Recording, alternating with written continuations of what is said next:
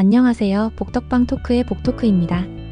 전세나 월세 계약을 법적으로 따져보면 헷갈리기 쉬운 부분들이 많이 있는데요. 이번 시간에는 전세 계약 연장 방식과 보증금 인상 기준, 그리고 묵시적 갱신, 계약 갱신 청구권에 관한 내용들을 정리해보는 시간을 갖겠습니다. 전세나 월세 계약은 총 3가지 방식으로 연장될 수 있습니다. 첫째는 아무 말 없이 조용히 계약이 연장되는 경우인 묵시적 갱신, 두 번째는 임차인이 법적으로 1회에 한해 2년 연장을 요청할 수 있는 계약갱신 청구권 또는 계약갱신 요구권이라고도 하죠. 세 번째로는 임대인과 임차인이 서로 협의해서 조건을 새로 정하고 계약을 체결하는 합의에 의한 갱신입니다. 이 3가지 중 어떤 방식으로 연장되었는지에 따라 보증금 인상 범위나 계약 해지 가능 시점, 이후 권리 행사 가능 여부 등이 달라질 수 있습니다. 먼저 묵시적 갱신부터 살펴보면 계약 만료일이 다가와도 임대인이 조건 변경이나 계약 종료 의사를 밝히지 않고 임차인도 별다른 의사 표시 없이 계속 거주하고 있다면 계약은 기존 조건 그대로 2년간 자동 연장됩니다. 이때 적용되는 기준은 2020년 12월 10일 이후 체결되었거나 갱신된 계약에 해당되고요. 묵시적 갱신이 이루어진 경우에도 임차인은 계약 해지를 요청할 수 있습니다. 해지 통보일로부터 3개월이 지나면 계약은 종료되며 그 시점까지 임대인은 보증금을 반환해야 하는데요. 예를 들어 임차인이 5월 1일에 계약 해지를 통보하면 8월 1일에 계약이 종료되는 시기입니다.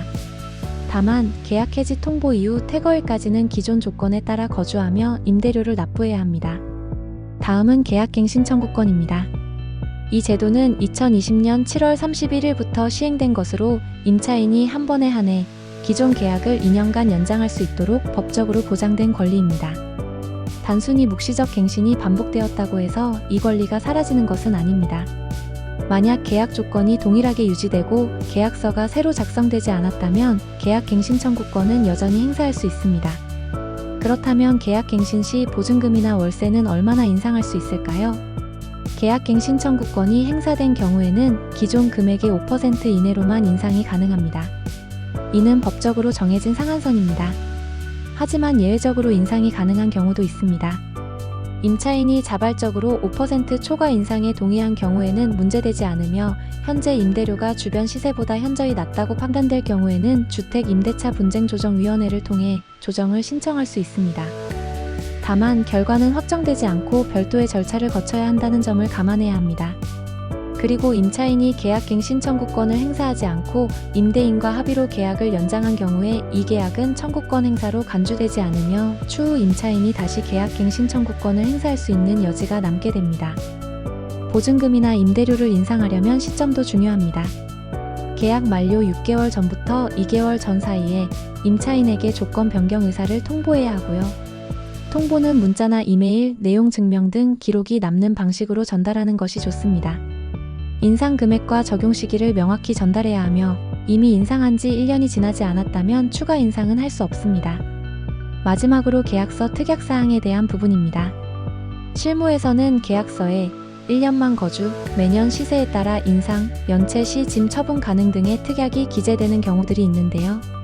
주택임대차보호법 제10조에 따르면 법에 위반되거나 임차인에게 불리한 약정은 효력이 없습니다. 대표적인 무효 특약으로는 계약 기간을 1년으로 제한하는 조항, 자동 인상 조항, 계약 중 해지 시 임차인 짐을 처분하는 조항, 매매 시 계약 자동 종료 조항 등이 있고요.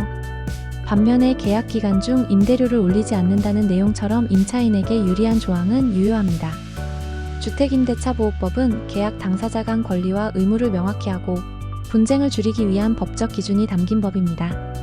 묵시적 갱신, 계약갱신 청구권, 보증금 인상 기준, 통보 시점, 특약 효력 등은 모두 계약의 안정성과 연결되기 때문에 꼼꼼히 확인하고 대비하는 것이 중요합니다. 이번 영상이 계약갱신과 관련된 궁금증을 정리하는 데 도움이 되셨길 바랍니다.